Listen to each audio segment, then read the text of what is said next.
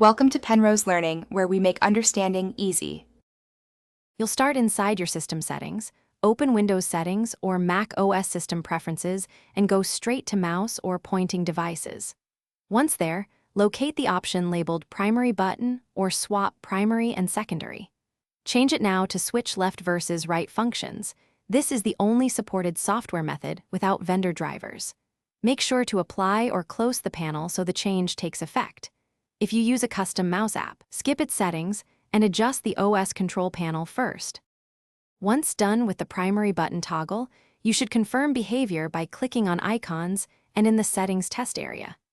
If clicks feel off, make adjustments to double-click speed and pointer sensitivity so your new primary button responds predictably. For multi-button remaps or macros, install the manufacturer's driver or app. Otherwise, leave the OS-level swap as the canonical change. Remember why.